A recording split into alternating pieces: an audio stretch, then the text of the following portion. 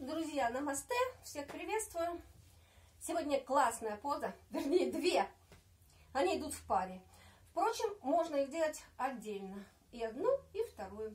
Но женская поза наша с вами, потому что уменьшает менструальные боли, работает с органами малого таза, брюшной полости, с позвоночником убирает все блоки, что дает возможность выстроить правильно осанку и убрать боли, которые связаны с этими блоками, которые убираются.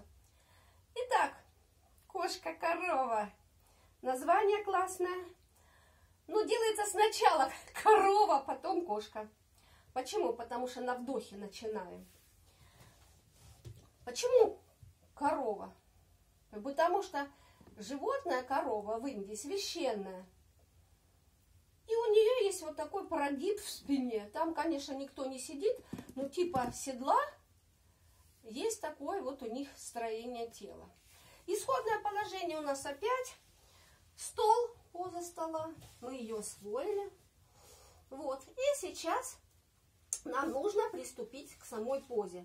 Сначала корова. Поднимаем копчик вверх, делаем вдох. И потом на выдохе переходим в кошку, опускаем голову. Лопатки здесь уходят ровно, плечи вниз. А здесь лопатки разъезжаются. И поясница вот таким вот образом очень мягко работает.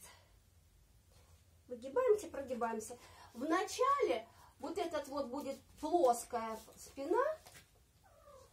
Да, мешаешь. Плоская спина, будет трудно прогибаться. Вот это вот движение трудно вначале, а потом оно будет больше. Итак, еще раз. Вертикально руки, вертикально ноги, взгляд вперед. А теперь поднимаем взгляд. Макс, мешаешь. Поднимаем взгляд, прогибаемся на вдохе, а на выдохе выгибаемся, прям тянемся наверх, выдох, вдох и выдох. Делаем 10-20 раз и получаем удовольствие. Классная поза для новичков и приятная, и полезная. Вперед!